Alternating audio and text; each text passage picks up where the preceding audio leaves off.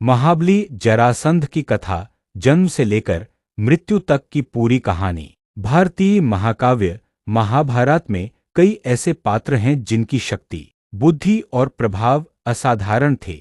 उनमें से एक था मगध नरेश जरासंध। वह न केवल महान योद्धा था, बल्कि राजनीति और सैन्य शक्ति में भी अद्वितीय था।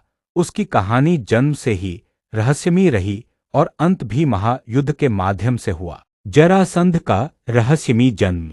मगध के राजा बृहद्रथ के कोई संतान नहीं थी। उन्होंने संतान की प्राप्ति के लिए महान ऋषि चंडकौशिक की तपस्या की। प्रसन्न होकर ऋषि ने उन्हें एक फल दिया और कहा, इसे अपनी रानी को खिला दो, तुम्हें संतान प्राप्त होगी। राजा की दो रानियां थीं, अतः उन्होंने फल को दो भागों में बांट दिया। परिणाम स्वरूप दोनों रानियों ने आधे आधे शरीर वाले दो टुकड़े जन्मे।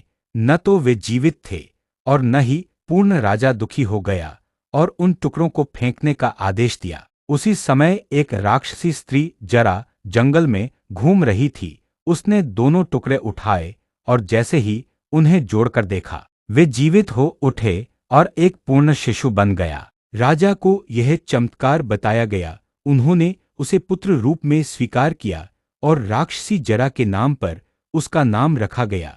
जरासंध, जरा द्वारा संधिन किया गया बालक। पूर्णविराम। मगध सम्राट की शक्ति और आतंक। जरासंध बड़ा होकर एक शक्तिशाली योद्धा बना और मगध का राजा बना। उसने अपनी शक्ति से उत्तर भारत के अनेक राजाओं को पराजित किया। वह महाशक्तिशाली था और उसका साम्राज्य विशाल होता गया। उसने अपनी दो बेटियों का विवाह कंस से किया, जो मथुरा का राजा था और श्रीकृष्ण का शत्रु। जब श्रीकृष्ण ने कंस का वध किया, तब जरासंध को श्रीकृष्ण से बैर हो गया। उसने 17 बार मथुरा पर चढ़ाई की, लेकिन हर बार श्रीकृष्ण ने युद्ध नीति से उसे रोका। श्रीकृष्ण ने मथुरा छोड़कर द्वारका बसाया ताकि जनता की रक्षा हो सके। राजाओं को बंदी बनाना और नरबली की योजना। जरासंध ने कई शक्तिशाली राजाओं को युद्ध में हराकर बंदीगृह में डाल दिया। वह उन्हें शिव को नरबली देने के लिए एकत्र कर रहा था। उसकी योजना थी 100 राजा की बलि चढ़ाकर अमरता प्राप्त करना। श्रीकृष्ण ने यह अनर्थ रोकने के लिए उपाय सोचा और पांडवों को इसका दायित्व सौंपा। भीम द्वारा जरासंध वध। श्रीकृष्ण भीम और अर्जुन ब्राह्मण का वेश लेकर जरासंध के पास गए। उन्होंने उससे द्वंद्व युद्ध की चुनौती मांगी।